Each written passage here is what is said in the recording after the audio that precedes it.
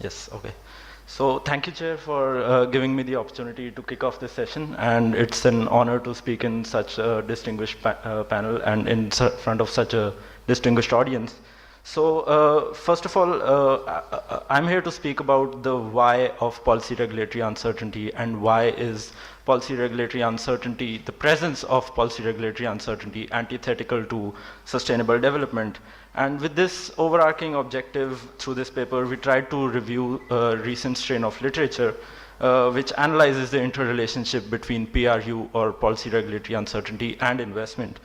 And by identification of these linkages, the intention of this paper is to set the context for more deliberations and stimulate more discussions on the underlying issues.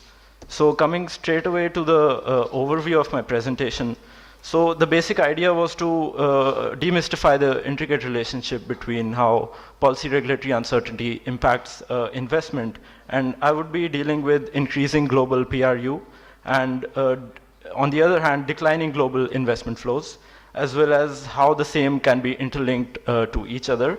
And through this, I'll try to end with a way forward and more issues for deliberation. And coming straight away to what has been the trend of global policy uncertainty. So, and as we all know that several global events of the 21st century, such as the not so recent global financial crisis and other events such as rising protectionism amongst regimes, we can see that there has been a diminishing, the otherwise bright prospects of globalization are being diminished. And it has also triggered worldwide concerns regarding economic recovery.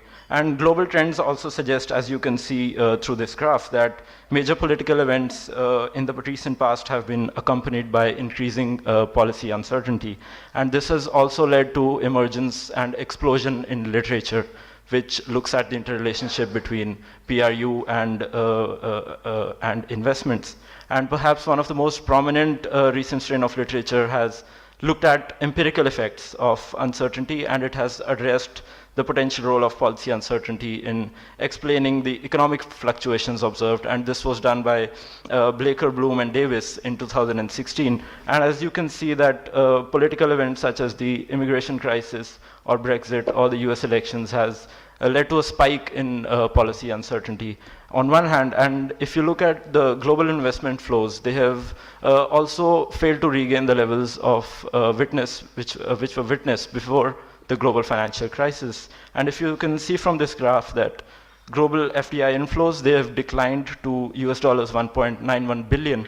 They were 1.91 billion in 2007, and now in 2016 it's just 1.75 billion. So it has failed to regain the levels. And also, if you look at emerging economies, it has fell by 20%, and cross-border M&A activity has also fell by 44% in terms of value.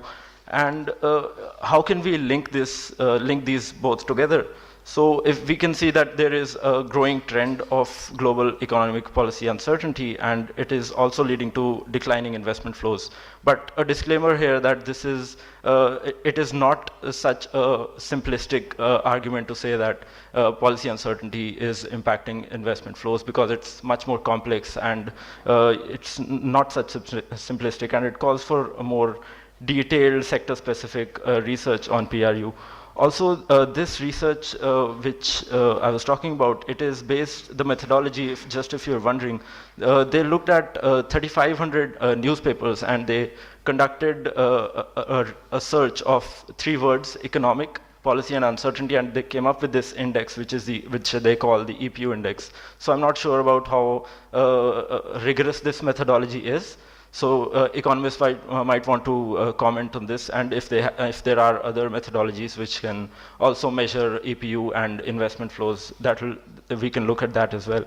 So what does the existing research suggest in emerging economies? And several scholars have examined this relationship, and existing research it appears to be macroeconomic in nature, and it does not venture into firm level or sector specific research of how policy uncertainty impacts investments.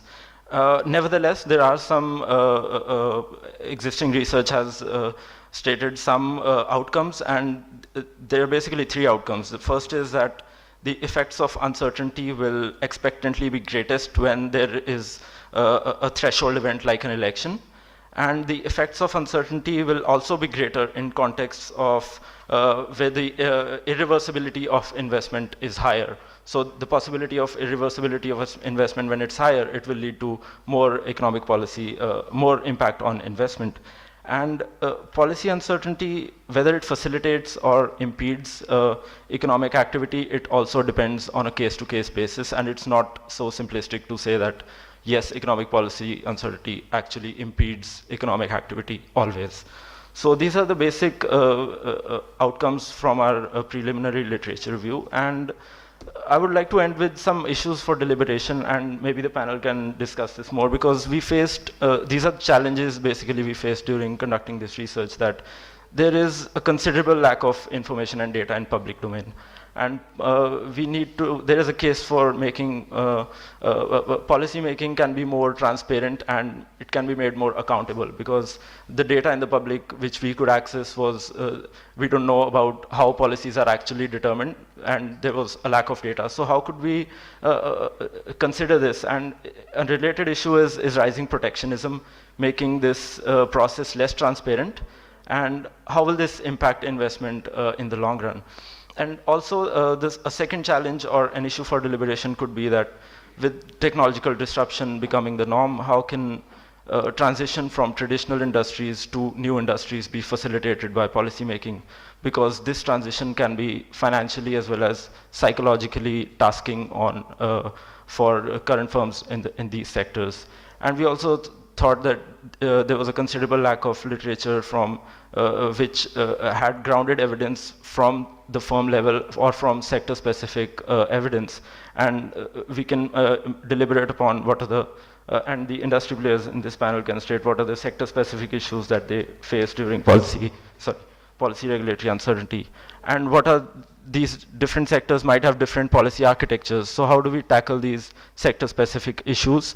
And we have several industry players on the panel who can comment on this. And what specific measures could be designed to tackle these challenges and reduce uncertainty? Because CUTS has been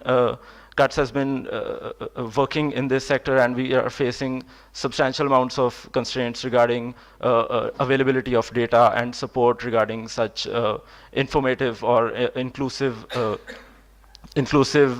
policy-making process, because we wish to take part in this process, but there is a substantial gap where we're facing that we don't have information and we don't have data, and we can make substantial amounts of interventions in policy-making. So it would be really helpful for us. Thanks. Thank you very much. You didn't give her a chance. Right? Thank you so much. Praveen, you made the case very well that investors like certainty. And if regulations are going to change, it introduces uncertainty. We are recognizing that we do want better regulations in developing countries. So regulations must change in developing countries to become better. So we need the uncertainty, but investors don't like uncertainty. So there is a challenge here for the regulators here, that how do you assure the investors that yes, we are changing regulations because better regulations are required, but we don't want to make you feel insecure. And the classic example is the United States, of course, and you had it in your paper, that the uncertainty about what the interest rate is going to be in the United States is making everyone, investors all over, very nervous. United States is a country with very sound regulations, certainly on money matters, and very sound regulators. Yet, the change of regulation makes people uncertain. So we, in our countries, have the double whammy that we have to change the regulations, we must, and we've got to build up the regulatory capacity also. Our regulators have a far more difficult job to do than regulators in the developed countries have. So it is an intellectual question about, can we really get a transport of how they regulate as a good idea about how we should regulate, or actually know we need to know how to redesign regulations while we are applying the present regulations also. So that's the challenge for us, and I am hoping that, you did request the panel, and we're putting it after his comment, taking advantage of his time. This is not a discussion about sector-specific issues. We don't wish to discuss, I would say, the regulations. We want to discuss the ability of regulation and the regulators to make regulation happen. So I would urge the people to come, and you've got a few minutes to prepare yourself. I would suggest that we do not debate what would be the best regulations, for example, for telecom, but what would be the nature of capacity required to produce better regulations for telecom. Thank you.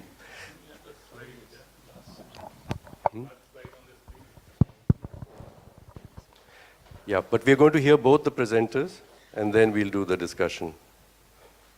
Yeah, after that we present it back. Thanks. The next is we're going to have, the next presenter is Thula Kaira. Mr. Thula Kaira, thank you. Am I on? Yes. Good morning. Thank you very much, CUTS, for the invitation and great conference. Organization capacities, thank you, Pavia, for helping to relieve some tension in me by your elaborate presentation.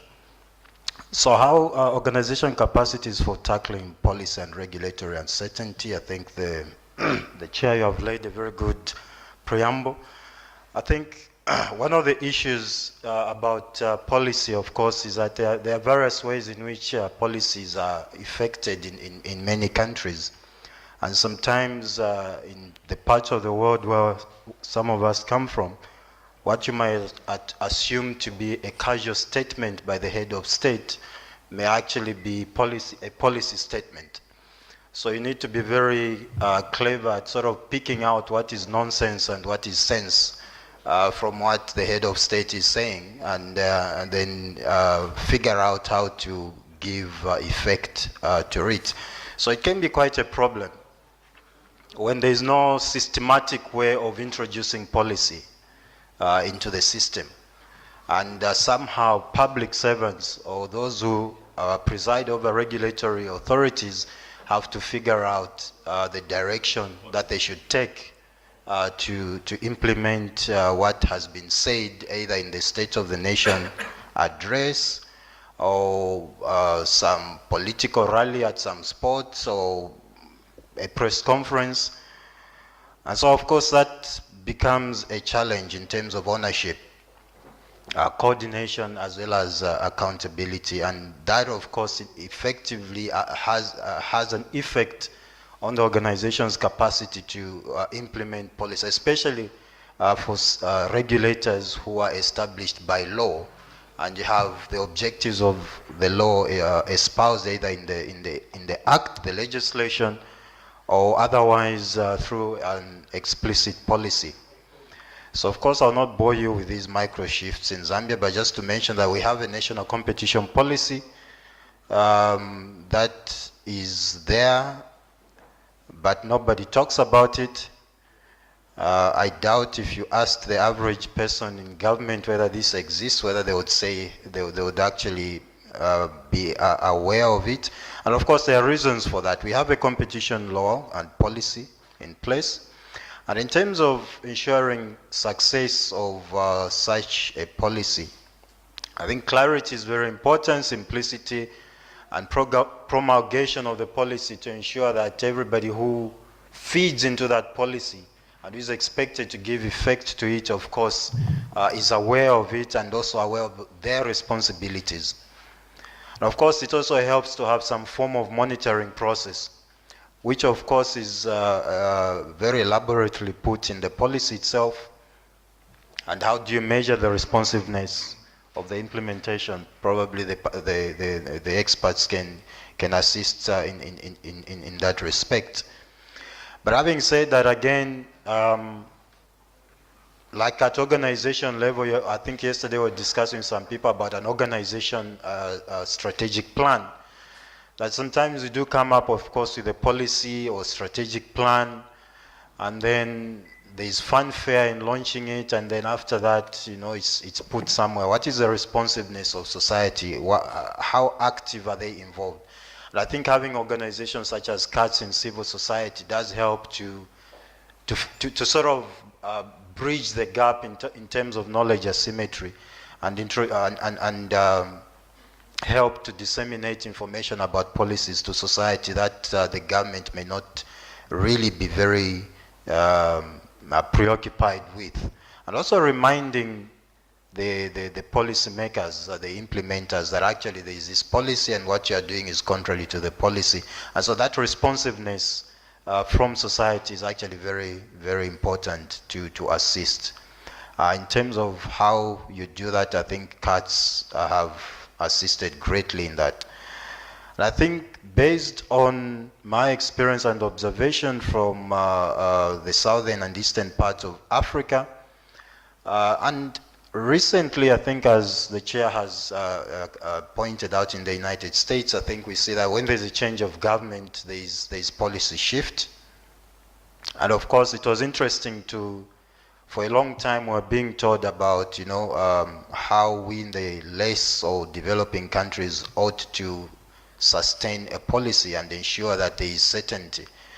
And I was pleasantly surprised to follow to hear what was happening in the United States after the change of government, where there were executive orders actually given to regulators that they should suspend implementation of certain regulations, and when they come up with any new rule or regulation, they ought to remove another. So it was interesting that actually that doesn't just happen in our parts of the world, but it can also happen in an advanced country like the United States. I think organization ineptness itself, to what extent does the government itself, the organization itself really have the fortitude to move the policy, to implement the policy?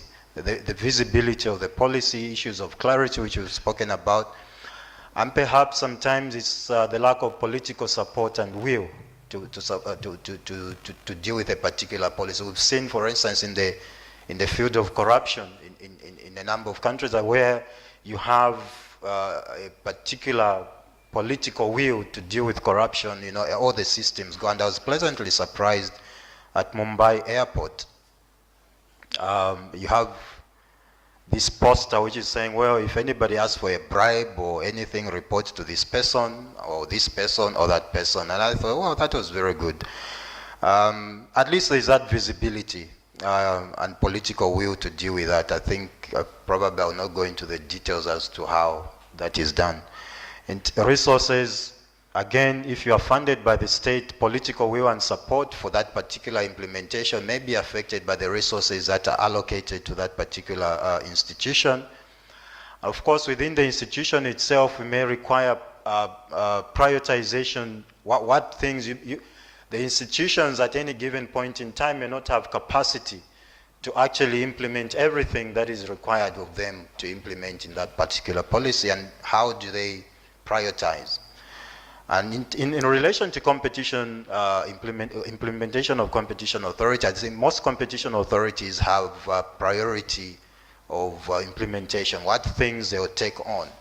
And so they will not take, of course, even when there is an issue which affects, which is a blatant breach of the law, sometimes they may not take up a particular case because they either don't have the time or the capacity or the resources to actually effectively do that. And so that becomes also important. When an organization decides to pick everything, and I think it becomes a toll on their staff, especially if you don't have resources. And I've seen in some competition authorities where I think they chew more than they can bite, and so there's this toll on the few resources that they have. Of course, leadership, very important. Who is the leader driving the policy implementation, and of course accountability, very important. It has been a topical issue whether competition authorities are independent or autonomous, but I think one of the things that we all agree is that they have to be accountable in the way they implement policy, either to Parliament or to the minister in charge of the policy.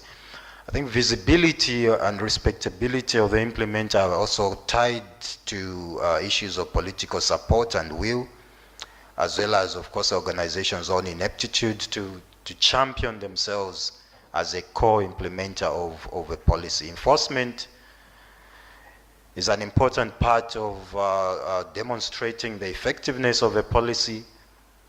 Of course, effectiveness itself will be connected to the legal capacity. What are the powers that are given to the institution to actually implement the law? So it is possible that an institution may have enforcement powers, but they may lack the legal the legal teeth to actually realize certain outcomes. Policy fragmentation, another problem that may affect who is in charge if the policies across several actors who have to implement bits and pieces of it. Again, matters of coordination, what are the issues that they have to take into account in terms of coordination. And I think it is important in terms of going forward, what are the issues in relation to identifying the actual, how does an organization actually realize what factor is actually inhibiting them from implementing a law? So what is the nature of the incapacity? Is it technical, is it legal, or is it a moral issue, or is it general fear of the unknown? Of course, political considerations, historical considerations that may be involved. Otherwise, I think there is effectively a need to have a system of monitoring and making policy accountable, and of course equipping organizations to implement that particular policy. And that equipment itself may come in several forms that we hope. I think my colleague Pavia did raise a number of issues that I also endorse in terms of how, what kind of questions come into place to ensure that there is effective policy implementation and capacitation. Thank you. Thank you very much. Thank you very much. What I picked up 2 points. Implementation, and you mentioned on a very good slide to begin with that you need clarity and simplicity in the policy, but it's very important to have political support and responsiveness of society so that you can have implementation. So I'm still thinking about the orchestra conductor and getting the engagement of stakeholders. Competition, you've introduced the term strongly, and that's good. What we are saying is, I think, that it's not free competition, but fair competition, and therefore the need for regulation of the competition itself. And once again, political support and will and society responsiveness to the norms of fairness that we want to have in the regulation. Now we're going to come to our eminent panel, and I'm thinking of sort of mixing it up and not going left views or right views, and start with you, Vijay. He already was trying to sneak out a bit when you were speaking, Mr. Thoila, and you were bang on time. He was saying, I think we can allow people an extra minute, but you are not getting an extra minute. Thank you. Let me get back to Arun by saying that we're both old gas bags, so please stay with us. Be sympathetic.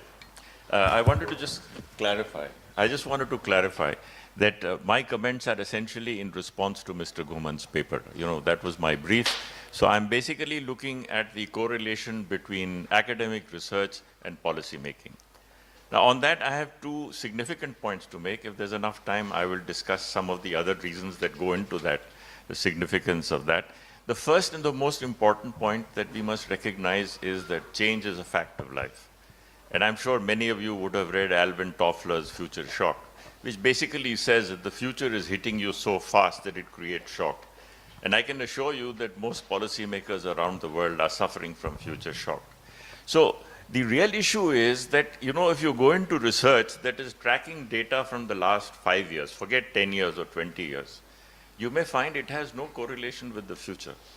And if there's enough time, I'd be happy to talk you through a particular sector that I'm familiar with, which is the automobile sector, to just make the point that in the last 4 or 5 years, because of disruptive technology, and I'm emphasizing disruptive technology, the automobile sector of the next 5 years will have very little correlation with the automobile sector of the previous 5 years.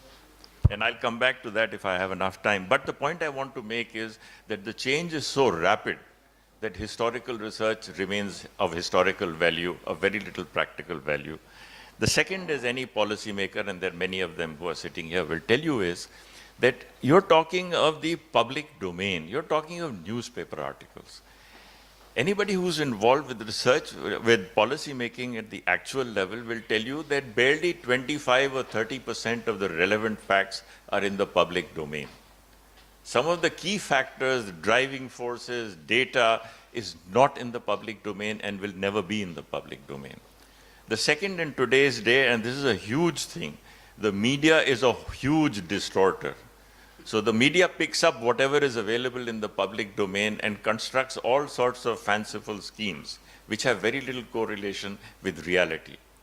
So the point is that if you are tracking, and I take this EPU, frankly, I'm gobsmacked to even read that people are tracking the EPU. If you look at what EPU stands for, you're looking at newspaper articles on uncertainty. I mean, please have a heart. What are you talking about? So the key point, therefore, is that if you're writing research and history, fine, write history. But if you think that what you're doing is going to have a positive impact and it will help a policymaker, forget it. I'm not trying to knock research.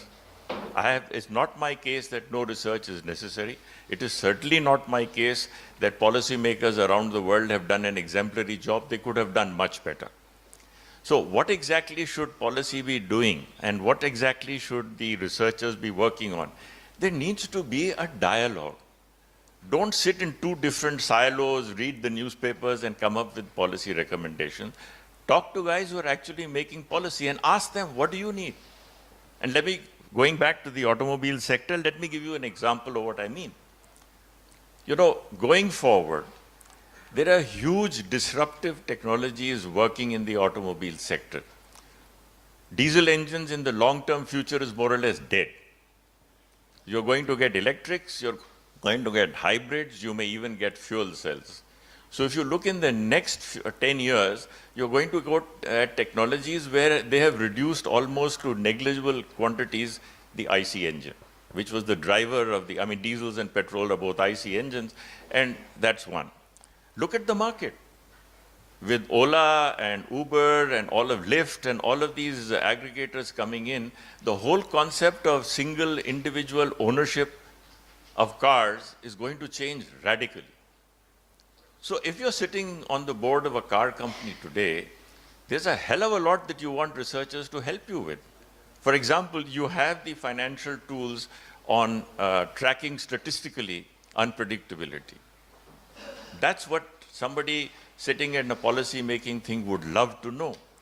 So I'm just making the simple point that we need much more dialogue between researchers and between policymakers.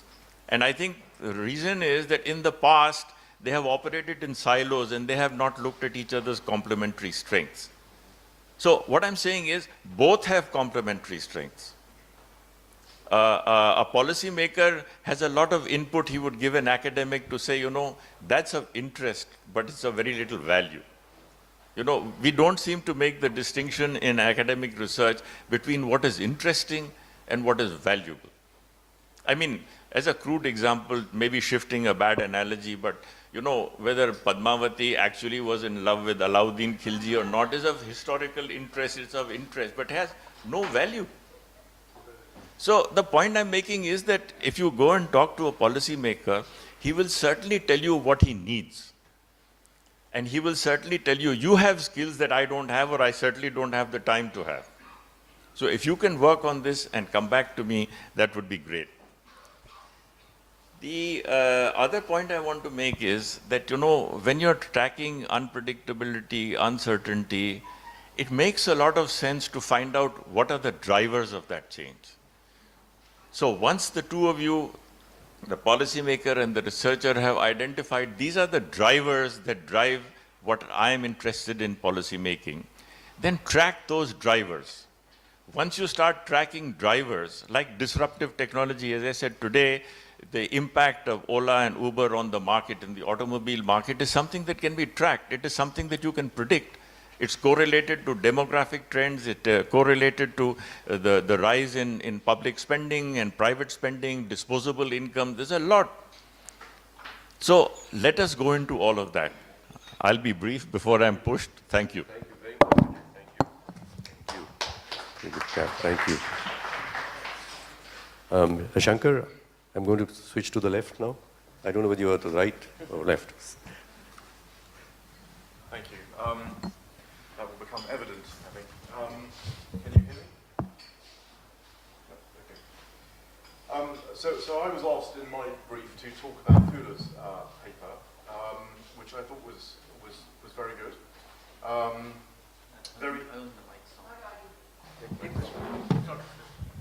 Sorry, that's better. I was asked in my brief to look at Thula's paper, and I thought it was very interesting in terms of competition and capacity building and architecture of competition. I thought you also covered the Zambian sugar example in your paper, where you talked about the regulatory structure internally within Zambia and the effect of that on trade and the interaction with trade policy was very important. That was a good example of anti-competitive regulatory structure inside a country having an effect and preventing consumers from benefiting from liberalization, basically, in that sector. So I thought that was good. What I thought I'd like to have seen you go further on was the interaction between the competition agency, and you did touch on this at the end of your paper, but the intersection between the competition agency and the sectoral regulators, and how that process is actually working out, and how pro-competitive regulation can be achieved. You know, our chairman just talked about the balance between sort of free markets, you know, and competition. The idea that the competition objective and the regulatory objective are not necessarily in the tension that some people suggest. That the competition agency plays a key role in sectoral regulatory promulgation, I think, is an idea that could have been explored more deeply. The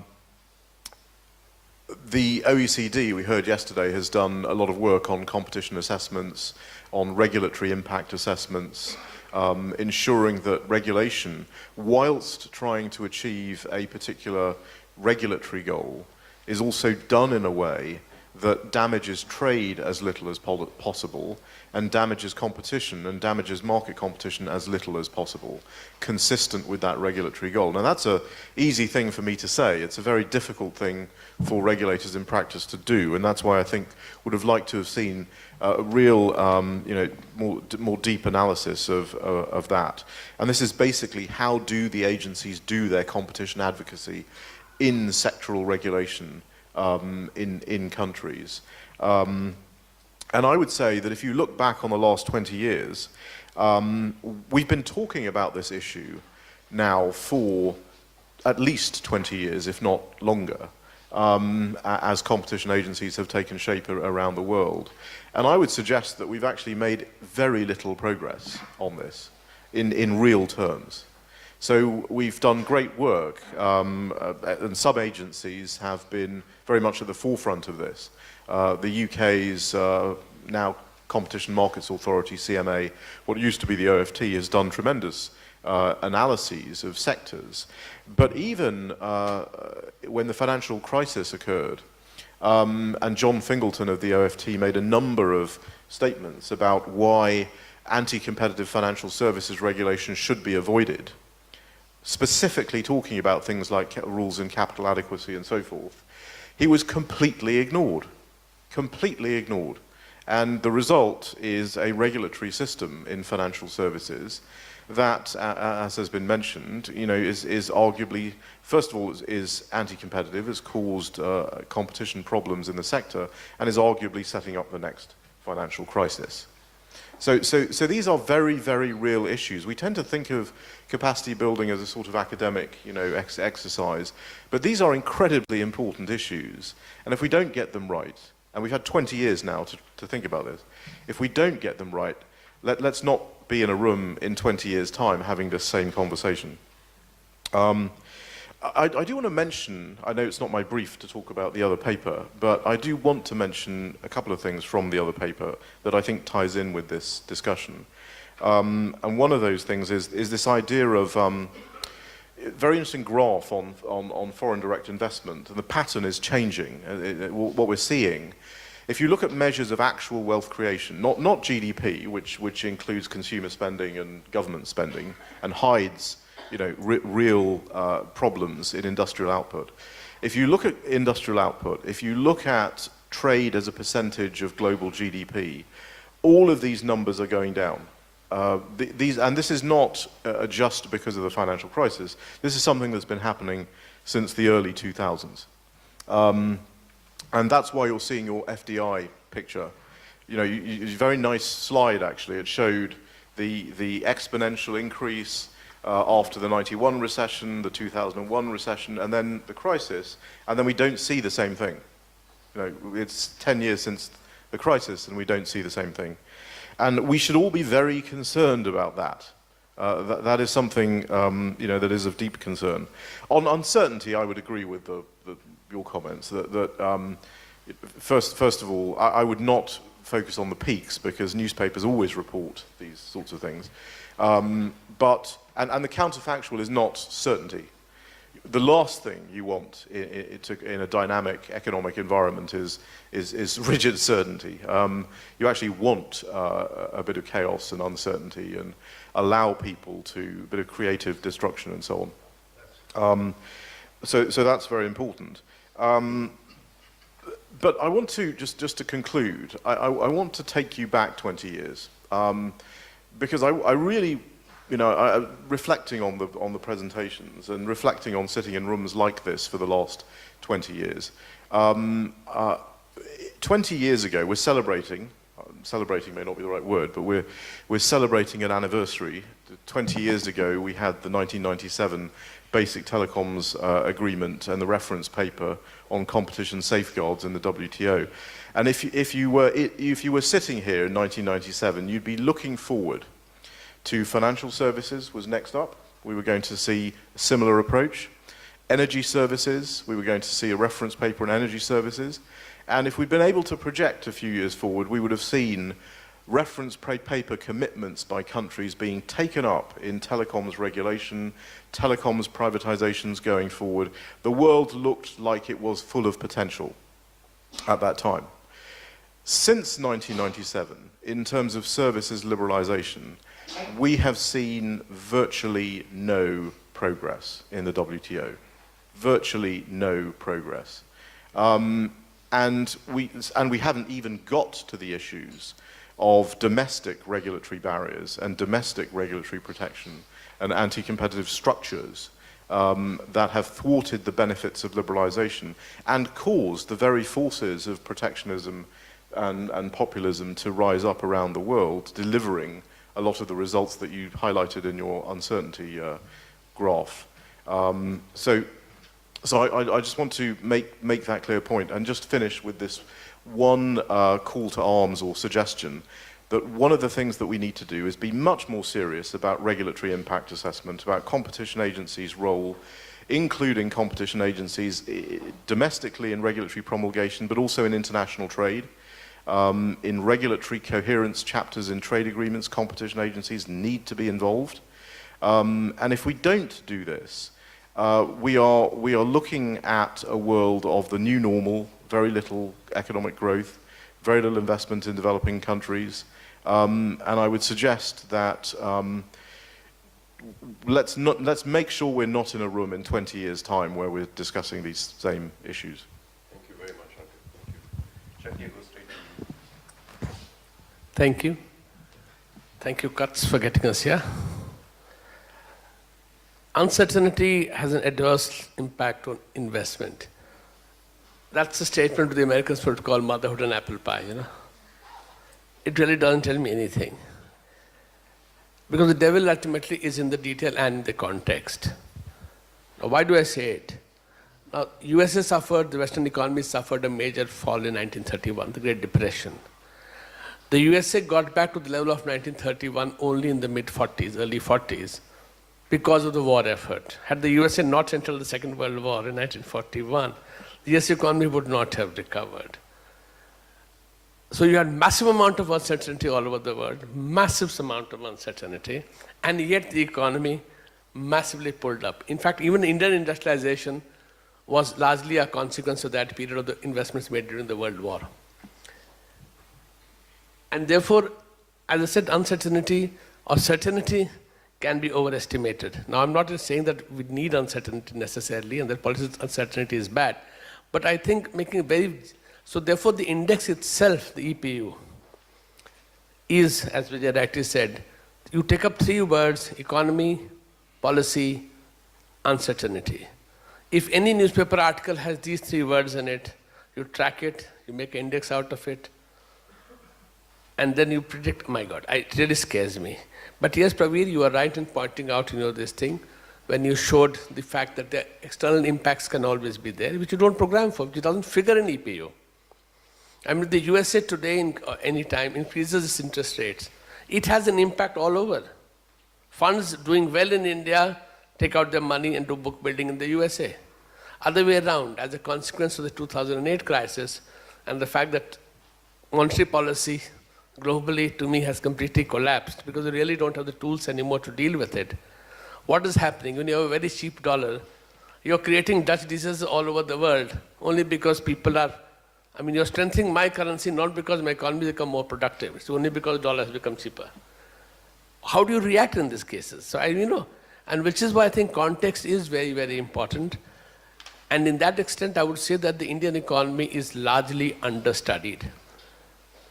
We followed the models developed for much more developed societies, really developed societies.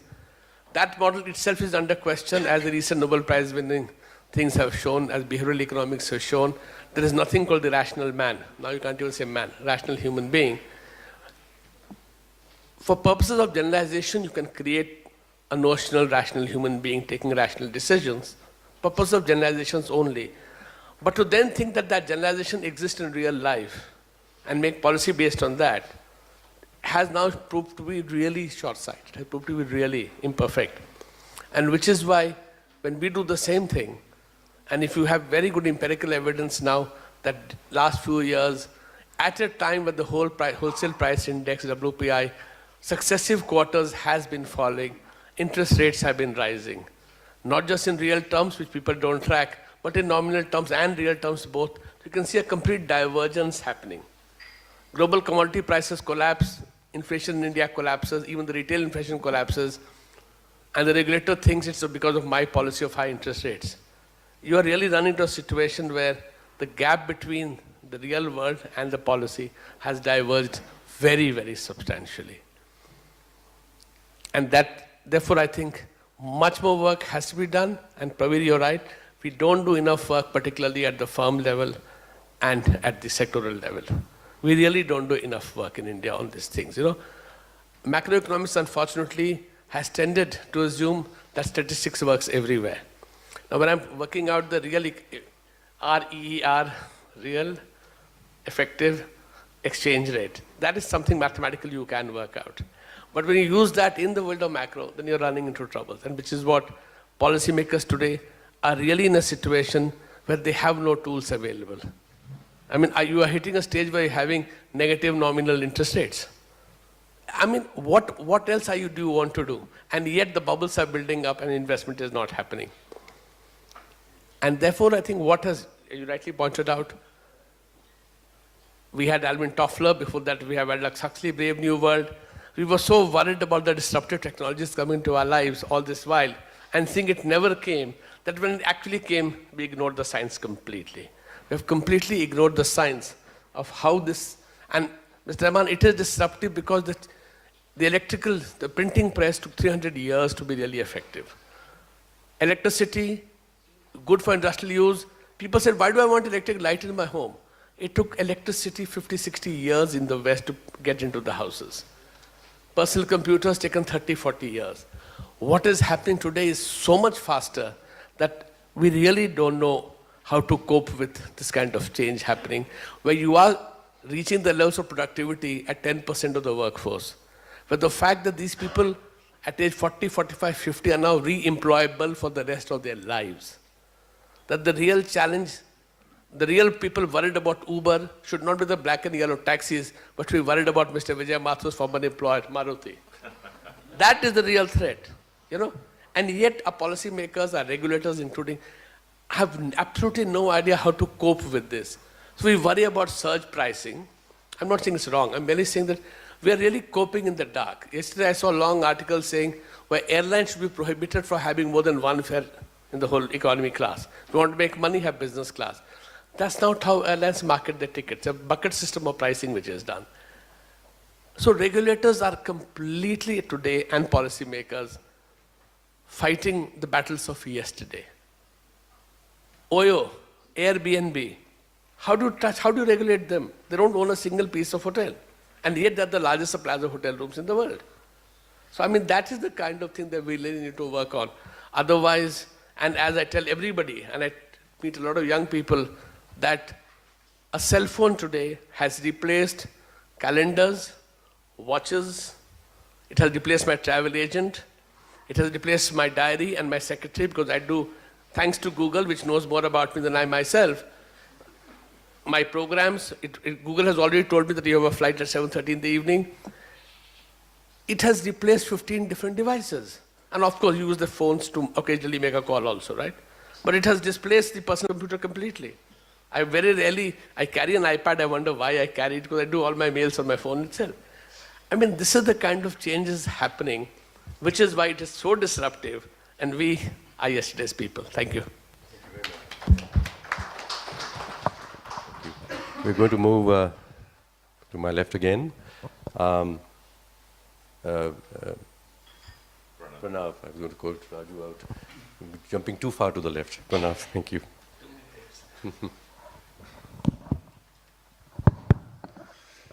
Thank you very much, Chairman, and thanks, CUTS, for inviting me. Initially, I was a little hesitant to accept this invite because I am no expert on competition and regulations, but since topic is very challenging and much broader in nature, so I thought let's accept this challenge. And whatever little experience I have of working with industry, for industry, and also with the Government of India on several issues ranging from trade and international policy, I thought let me share my experience. Let me pick up some of the points which Mr. Mathur mentioned and Chairman you have mentioned, and also I've been asked to make comments on the first presenter, that is the policy uncertainty that results in investment, negative impact on investment flow. You have rightly mentioned about that the need of a dialogue, and dialogue with the stakeholder, dialogue with the policymakers, stakeholders, and the academicians.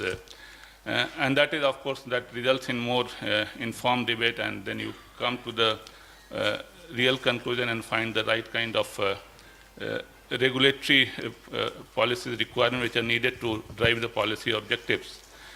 But one very important point which I would like to flag here, that dialogue among the policymakers, different departments, that is also important, and that we have noticed very badly while my interaction with the Government of India, different departments, the DIPP, Department of Commerce, Finance, MEA, and all. So that is very, very important. And here I would like to bring the focus on trade policy particularly. Since I am a trade policy person, I have been doing trade policy for last more than 2 decades. And you are all aware about this Make in India initiative, which of course is a very ambitious flagship program that we are all aware. And of course, opinions are divided whether this is working to the benefit of investment flow or not. That of course, jury is still out. Still we have a time to draw any firm conclusion. But when we talk about particularly uncertain environment and investment flow, the missing link is very important, and that is the trade policy. Because globally we see that there has been a lot of political support for investment openness. All countries, from west to east, or developed and LDCs, or developing countries, emerging economies, there is a lot of political support, consensus. All countries are vying for attracting investment. But when it comes to trade openness, which is important component, important ingredient, which will help attract the investment. That is, we are not finding enough political support. And this, not only in the country like India or Africa, but in the country like US and Europe, those who have been the flag bearer of trade openness and all those who have taught the trade liberalization, they are going back, and kind of protectionist policies which we are witnessing. For instance, in case of United States of America, we are working on one good paper recently that you all must be aware that US has started investigation against 10 countries with whom they have trade deficit, including India is one of them. But what we are saying, we are countering that argument. Look, US has adopted a particular economic model. Indian companies are Indian. Whatever investments are going from Indian, whether it's Tata or Reliance or whosoever, they are Indian companies. But US companies are global.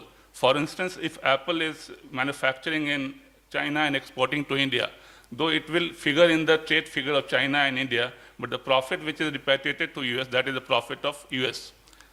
It's another story that is not creating employment in US, but US companies are making profit out of it by their global operation. And that US must take into account. So these are the arguments we are making. Similarly, second point is if we talk about investment flow, the nature and pattern of investment flow has changed. These days we are talking about the production network, a global value chain. It's not, you cannot expect a company coming to your country and bring the entire production network to your country. So you have to address whether what kind of appropriate trade openness is required. Recently I was in a meeting in the IPP where we have a Swedish delegation. Then we were asked that last year the investment from Sweden was only 500 million.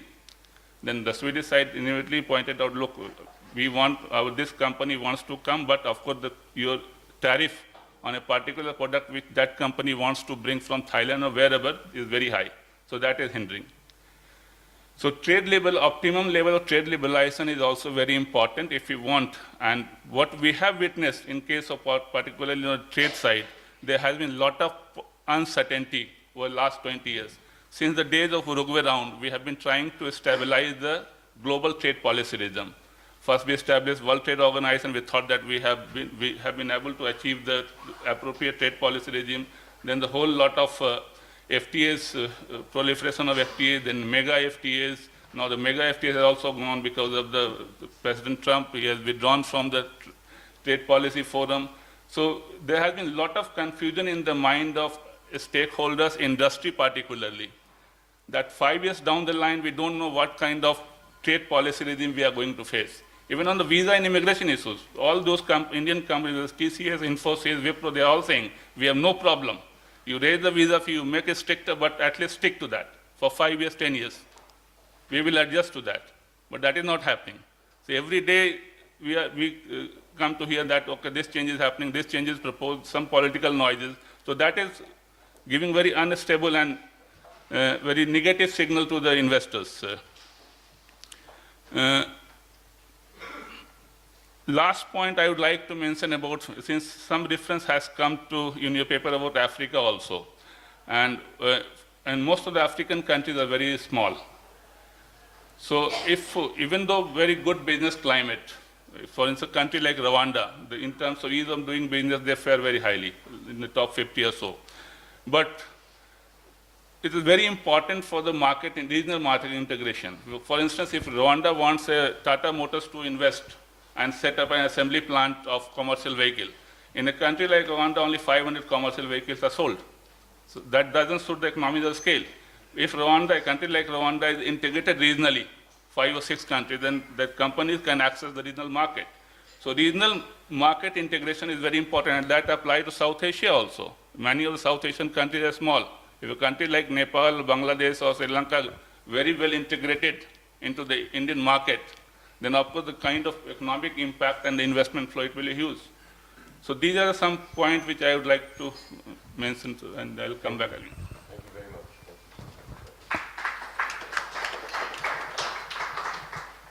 Telecom has been mentioned more than once, that it's been a sector because new and technology can change the world. And yes, openness is required, but regulation is required. As he's pointing out, what have you learned? Thank you, Mr. Chairman. And I also thank CUTS for inviting me. First, I will limit myself to the remit of reviewing this paper of Tula Khaira, as well as adding a few of its application in the Indian context, and time permitting, I'll also turn to the telecom regulatory issues. First, I want to start from the chairman's music metaphor. In Carnatic music, there is a fourth genre called Ragam Tanam Pallavi, where the musician breaks all rules and plays on his own. With respect to time, I must have that kind of indulgence. Secondly, I am also reminded of the saying in my son's school, which said, nec dextrosum, nec sinistrosum, neither turn to the left nor to the right. I am certainly not going to turn to the right. Okay.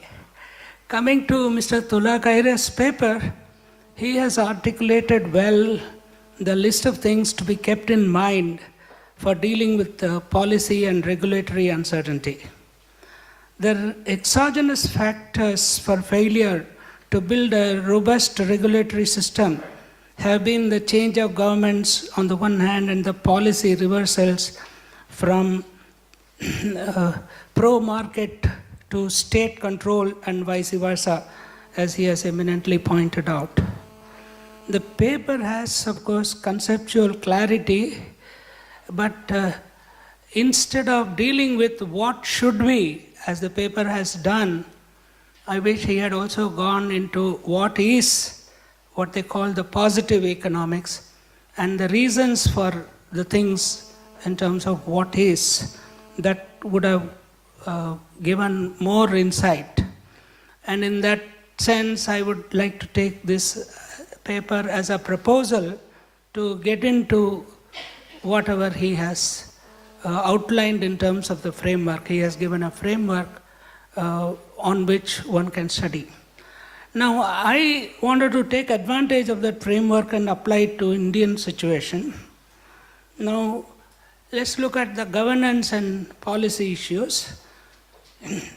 You talk about change of government, policy clarity and political will, implementing capacity, etc. Now, how have they worked out in our own context? One thing that has shown is good policies will survive change of government. Like we have examples of Aadhaar, National Rural Employment Program, and GST, which all have come from previous government. Then political will with policy clarity is in terms of GST, it has been a success.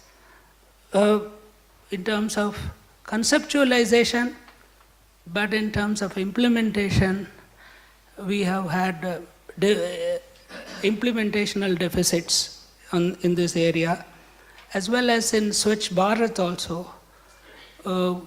There has been more in terms of formulation and much less in terms of implementation. Then you have, in terms of LPG subsidy, if you take, there has been both well formulated as well as well implemented. Now, if you want example of lack of political will, is the hesitation to privatize even huge loss-making entities like Air India, Bharat Sanchar Nigam Limited, etc. One criticism of foreign press about Indian in terms of lack of reforms is labor laws, which I don't agree. In fact, that is an unwarranted criticism in the sense that they want a hire and fire dispensation. Existing laws should be enough. So that is an area of contention. Now, in fact, this labor laws has affected us in a peculiarly different way. They have actually affected our SMEs. They are the reason for SMEs being low productive entities, because the laws are favoring or protecting those who remain small. They never allow you to become big and more productive. Now let me come to the regulatory and government interface issues. Here there is an absence of capacity, I would say, in terms of regulatory institutions. The capacity is, of course, evolving, but we still have, UK has passed over the situation of Westminster, and they have now dispensed with this entire lifetime employment, etc., for civil services. They've introduced lateral entry and so on, whereas our regulatory system is captive to the bureaucracy, and it has had its own fallouts of that. Now, you can say consultants are filling that professional vacuum. That is true, it's happening, but consultants like lawyers take position of the client, whereas there needs to be some who take the public interest position and argue on for the country. Now, let me give some examples. How, in fact, we are evolving in the regulatory domain. Recently, PNGRB, Petroleum Natural Gas Regulatory Board, had fixed the price of the CGD company and said, this is your price and therefore you have to do that. Now, the company went on to the court and the lawyer argued that it is, where is the, show me in the act, you don't have price fixing power. And I'm told that I'm not noticing and doing my job, that there is a red flag there. And I have to say that, I liked your example of the Karnataka musician, but there's a common time being managed and I'm the conductor. Okay. My question to you is my personal interest, so I think I should take your time later. Yeah, okay. Okay, but I think now we'll have to conclude. Yeah, okay, yeah. So the point I wanted to highlight was, in that case, the lawyers were able to prove the letter over, have the letter over the spirit and say that price fixing is not in the jurisdiction of the regulator. You see? So we got a suboptimal result there. Then in the case of TRI also, I'm just taking 1 or 2 minutes. Okay. Yeah. There was this question of, why did you give on a first come first served basis the 2G? Then it's fascinating. The first portion of the first paragraph said, no, you must go for auction and there's a very dynamic situation, etc.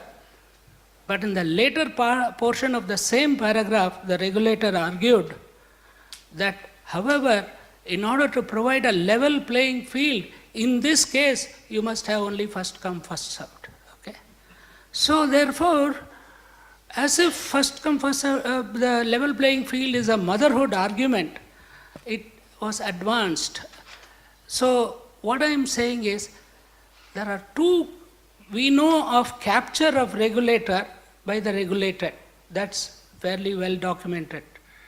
But here is a second type of capture of the regulator to the person who appointed them, or the entity who appointed them, and sing the song according to their script. Thank you. Thank you. I think you did even answer my question, which is what has happened in the telecom sector, can we learn something for general thing? I think people with vested interest do capture regulators. And so it's to be understood there's a power game going on, and those who have entrenched positions have the power to shape regulations which will keep on, yes, skewing for themselves. Thank you. And last, Raju, but not least. The time is the same. Sorry?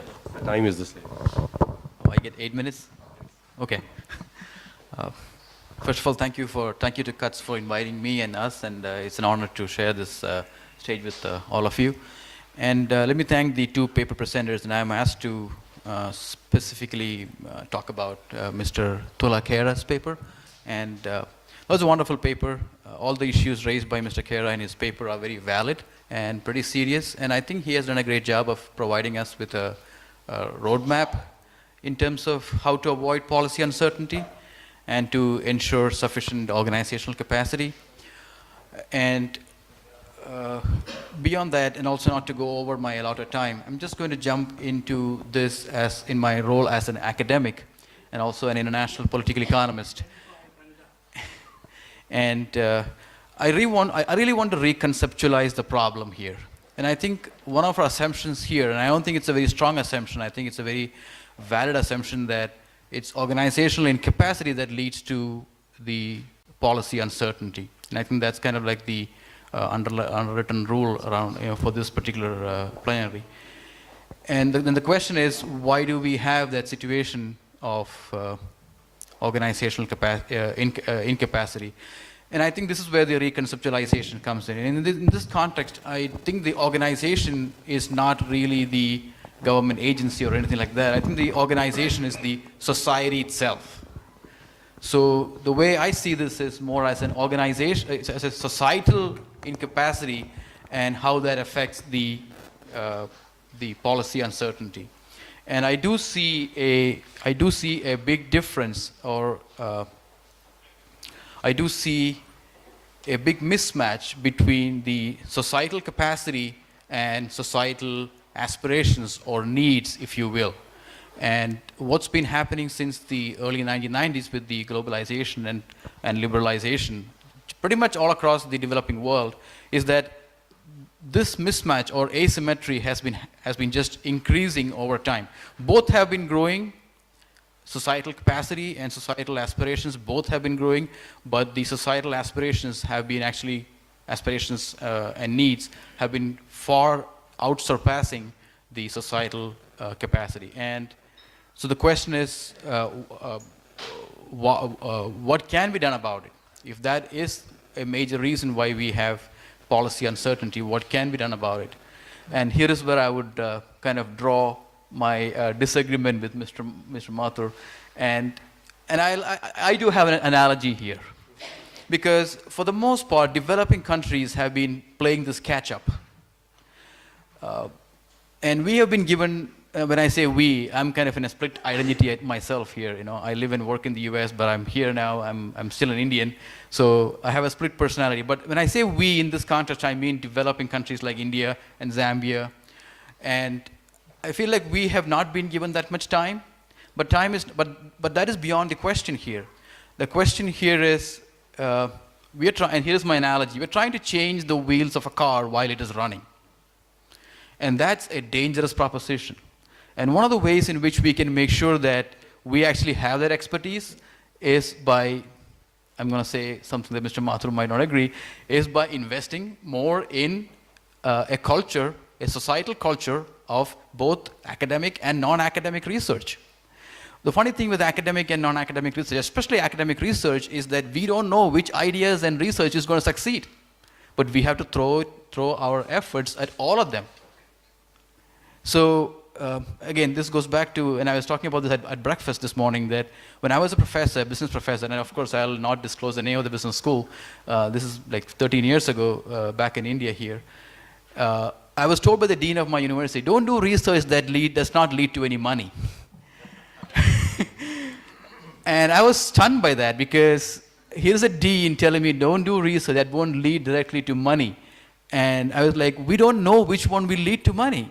We have to do the research, and we have to create the capacity, so that when we have new policy requirements and needs come up, we are ready with the stuff, with skilled personnel, and more importantly, a society that is willing to accept those new things.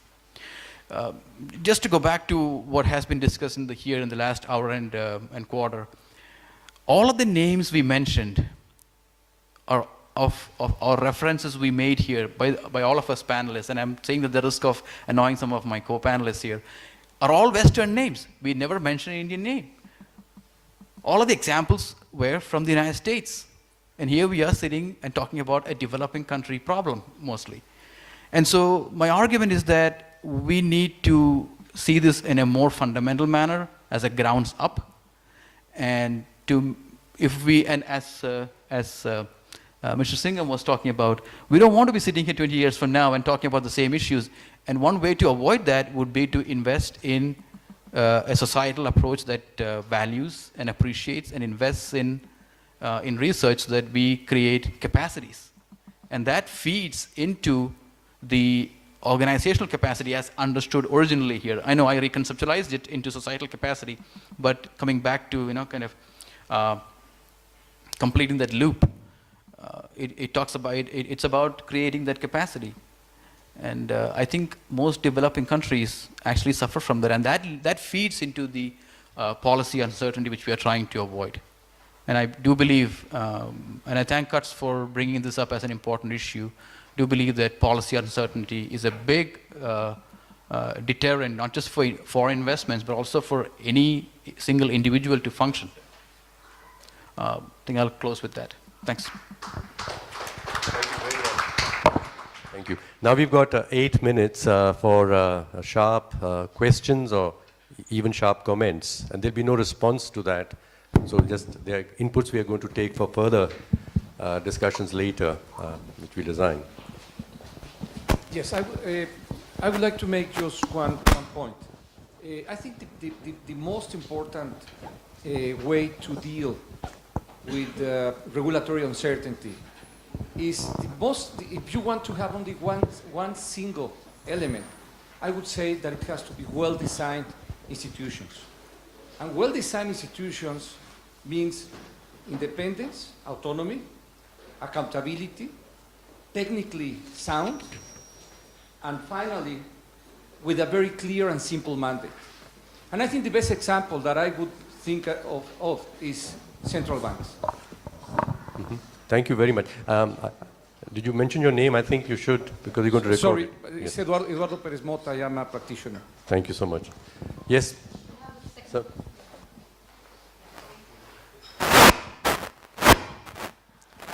My name is K.K. Sharma. As a matter of fact, I will take from Mr. Ranganathan, Mr. Prakal, and Mr. Mehra himself what they said. I have been a part of a journey of Competition Commission of India, and there are many in the hall who know about it. When it was being conceptualized, some of the people said that you watch it and it will become like a trial court. They will forget all the ethos which is in it. This is a very recent example. And Mr. Mehra also knows a lot of people personally. And I used to argue against it. Lo and behold, now what is happening? And maybe because the people in the position entrench themselves, and then somebody said, where is the money? We'll do that research. It happens everywhere. It happens with NGOs. Now, unfortunately, 7 years down the line, it has actually become a trial court. What was intended is not happening at all. Whether Prakal's theory is happening or the people who are entrenched, they get landed there. Members saying, we may be misled, and they are an expert body. They are appointed because of expertise. Now they are calling all the parties. Everything has gone haywire. So, just 1 minute more, on 1 second. This morning I was reading an article on Aadhaar, 1935 they came up with SSN. And now because of that the society has become transparent. What is happening in India, it happened there in 1935. Do we have to wait that long? This is my question. Can our panel answer that? Thank you. Can you just pass the mic? Just behind you. Right here. Yeah. Thank you. In terms of regulatory uncertainty, we can talk about economic uncertainty. The regulator cannot do anything about that. But I've been involved in setting up competition authority and regulatory agency in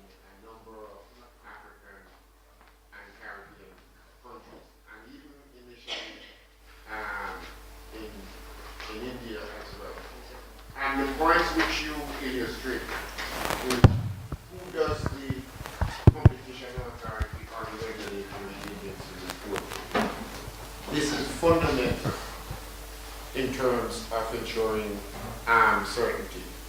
What is the accountability? Accountability to the Auditor General or to the Parliamentary Committee.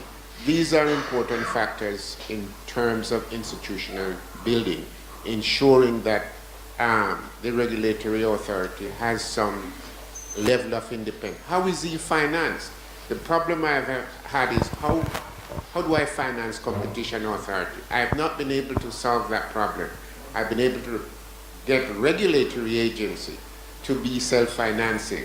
But when you come to finance competition authority, it depends on the budget, and if you make a decision that the Minister of Finance doesn't like, and he reduces your budget next year, what do you do? Thank you. The lady in front, just pass it in the front. Thank you so much. And yes, oh, you already got a mic at the back. We'll take one here, then to you. Thank you. Upinder Sani, Punjab University, Chandigarh. I'll just take it further from where the last speaker left, that the organizational capacity has to come from the civil society, and they are the best regulators. I would just like to say that in India, unfortunately, we are a very apathetic society. As long as my issues are taken care of, I don't care whether it is institutionalized or not.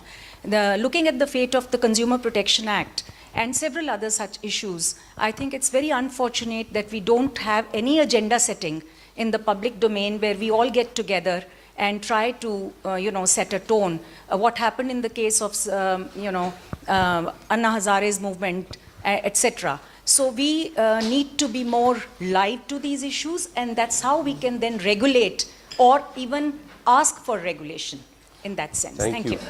Back there, yes.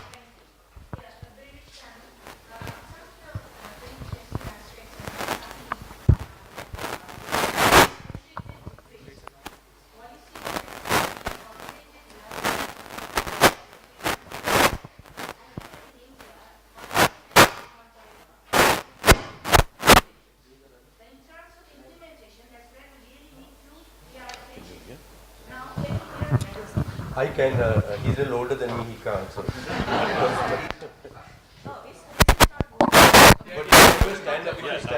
Hello, yeah.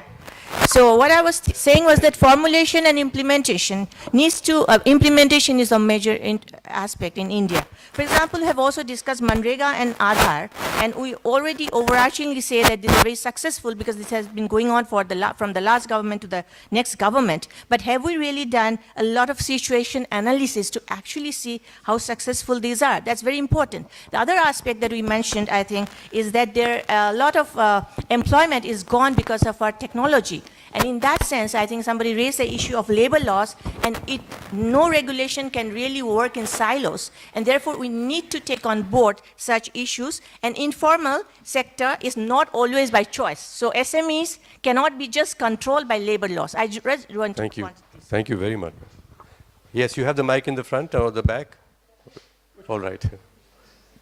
Go ahead, sir. Okay. You're on the phone. I'm Derek Ireland. I'm going to take a chance here and actually slightly disagree with the chairman of this panel.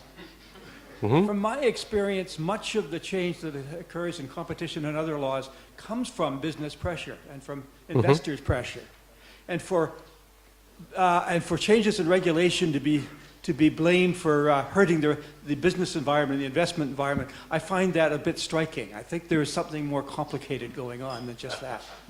Thank you. Thank you. Thank you, sir. My point is on the matter of policy matter, regulation, and uncertainty in the aspect of environmental conservation, energy conservation, and labor laws. Last year, the societal, we are facing the problem of environmental conservation, we are facing the problem of societal conservation.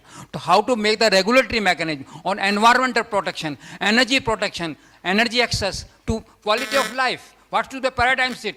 No capacity building. SMEs are there, labor law are there, but not implemented proper way in SMEs. That leads to the productivity of the SMEs. So there is a need of a urgency in the SME sector to proactive in the environmental conservation. Thank you. One last one, okay? Yes. May I? Yes, please. The last one. I'm Prasanna Srinivasan. Just an observation, really. There is a presumption in terms of a mindset that everything needs a rule and a regulator. Often, you know, on the mindset that says that I will give you a right to earn money or not earn money, or somebody needs a permit and so on and so forth. Now, if the emphasis of looking at policy creation and regulation is how does the citizen benefit first? Even without the rules, there is a lot of certainty that is associated both for consumers rather than for producers. Right now, the element of uncertainty is to which bunch of producers will win and therefore what I'm stuck with. I think one of the panelists mentioned, for example, Ola and Uber and surge pricing. It's just a market circumstance. You have greater demand, pricing is one way to equate it. You don't need a rule saying don't price it more. You rather let things evolve. So I feel that for many such elements of services, you just need a mindset that says, will the service be available? Will the pricing be on a fair premise? Let it be. You don't need to create an institution and a huge law book every time, because the only people really pleased at it are A, the producers, and of course the legal firms. Thank you very much. Okay, 4 thoughts have occurred to me, and including from your observation at the end in the questions. The first is what you said. I think everyone's agreeing with you that we haven't developed the capacity of regulation in society sufficiently. So, I did physics and not economics, and Einstein said, to expect to change a situation using the same type of thinking and approach that you've used so far is madness. So I've heard some observations here, and Shakti, you said that regulators are fighting the battles of yesterday, and you had said, meeting with that researchers are working on the data of yesterday. So there's an epistemic question here. How do we know? And we have this belief that unless I have the data, I cannot know. And the data can only be about something that's already happened, right? So the question to us as researchers, how do we understand, and I can use the word research also, but how do we understand forces that are not yet converted into data, but we can sense them? And what shape will society take, the economy take, as these forces play out? That is what, looking forward, we need to understand. And there are other epistemic methods of systems thinking and scenario building which enable us to understand the shapes of economies and societies that are likely to emerge before we have the data of what actually happened. So I would suggest that as for our consideration, and this would help certainly both researchers and policymakers going forward. We've talked a lot, and good, that it's about the implementation, and that is implementation is done, whether it's Swachh Bharat or anything, by society's actions. They accept, and this is how we shall regulate ourselves. That's the implementation. So the society needs to be engaged in, well, what are the issues and what would be solutions that you could accept, because the good to you feels better than the harm that will be temporarily caused. So the quality of the conversation is not barely to be the quality of conversation between researchers and policymakers, but a much larger set of stakeholders and society. And so I can imagine, I would say here just a picture, I don't have a slide, that we have policymakers and researchers, and we say that there is people and society, the 3 Ps, let's say public and private, if you want to call the researchers, as well as the people. But the interesting complication that is coming today is that the public space within which the conversations take place, and the media is more and more used there. It's not merely a private conversation between a researcher and a policymaker and the business. It is a public conversation, and with social media and so on, it's becoming a pretty untidy space to have those conversations. So for us as researchers who wish to influence the quality of policies, I think we need to do some research on the shaping of the public space and the nature of conversations and how we could help to construct them more constructively. So that's true. And lastly, to the point you made very well, is that things are not happening in a vacuum just intellectually. I mean, people use power to suit themselves, all of us do. And so those who have more power right now will use the power more. And when we say that, you must give opinions and research, those who have the money to commission the research to suit their opinions and then lobby with it, do have more power in the present situation. So yes, the growth of lobbying as a legally sanctioned process in the United States is perhaps complicating the quality of regulations and policies which affect, as you say, the environment and so on, as the gentleman said at the back. So these are very important thought questions and research questions for us if we want to build the organizational capacity not merely of the institution itself for regulation, but of society. And in that, I come back to the metaphor that institutions' role is not to propose the policy, but to help society to shape the policy. Thank you. And thank you very much to the 6 panelists here and the 2 presenters, all 8 of you, for being extremely sharp and very, very disciplined and also indulgent. Thank you so much. And to you. Yes, thank you. Can I just point out the elephant in the room? The one certainty that we all deal with at the policy making level is the attitude and approach of the political class. So until you can fix that, everything else becomes uncertain.